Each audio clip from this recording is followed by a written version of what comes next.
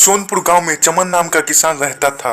कुछ सालों पहले चमन के पास बहुत ही धन संपत्ति था, लेकिन उसका भाई चालाकी से उससे सब कुछ छीन लिया।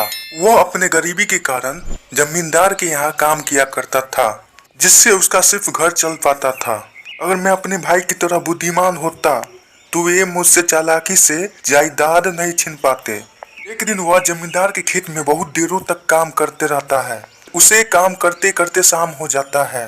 मालिक, आज का पैसा दे दीजिए, घर जाना है, घर में राशन खत्म होने वाला है। इतने कम काम के पैसे नहीं मिलेंगे तुम्हें, जा घर जा, कल पैसे दे दूंगा। उदास मन लिए चमन घर आ जाता है। आज ज्यादा काम था, जमींदार ने आज भी पैसे नहीं दिए। मैं एक काम करता हूँ, यह घर जमींदार के पास गिरवी रखकर मैं जमींदार से वह जमीन ले लेता हूँ। चमन की यह सुझाव उसकी पत्नी को अच्छा लगता है।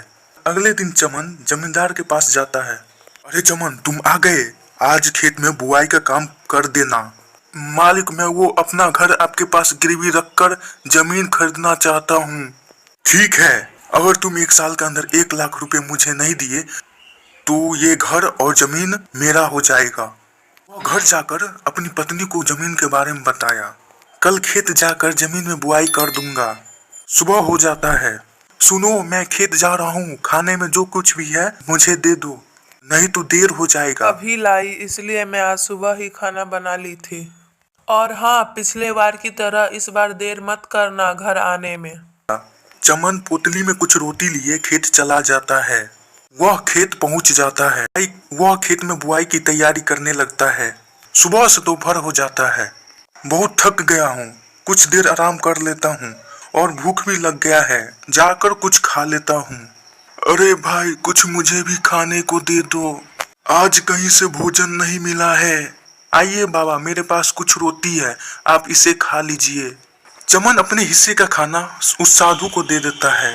धन्यवाद तुम्हारा, जो तुमने मुझे भोजन दिए। अरे बाबा, इसमें धन्यवाद क्या, भूखे को भोजन खिलाना तो पुण्य का काम है। तुम बहुत मेहनती और ईमानदार हो। ये लो जादुई छड़ी, इससे तुम जो कुछ भी मांगोगे वो सब मिल जाएगा। और एक बात का ध्यान रखना, इसका उपयोग सिर्फ अच्छाई के लिए करना और दिन में 3 बार उपयोग कर सकते हो, नहीं तो इसका परिणाम बुरा होगा। धन्यवाद बाबा, एक काम करता हूँ, छड़ी का उपयोग करके देखता हूँ। ये जादुई छड़ी, इस खेत में मक्के की फसल लगा दो। देखते ही देखते उस खेत में मक्के की फसल लग जाता है। जमींदार का आदमी सब देख लेता है। चमन घर चला जाता है। वह अपनी पत्नी को सारा बात बताया। उसके घर में अनाज खत्म हो गया था। उसकी पत्नी आज खाने को कुछ नहीं बनाई थी। हे जादुई छड़ी, हमारे लिए खाने के लिए अच्छे अच्छे पकवान ला दो। ऐसा बोलते ही वहाँ खाने के लिए अच्छे अच्छे पकवान आ जाते हैं। उधर जमींदार का आदमी जमींदार को सारा बात बता दिया। एक काम करो, तुम रात होते ही उसके घर जाओ और वो छड़ी चुरा कर ले आओ। जमींदार का आदमी अंधेरे में जाकर वह छड़ी चुरा लेता है और जमींदार के पास छड़ी ला कर देता है।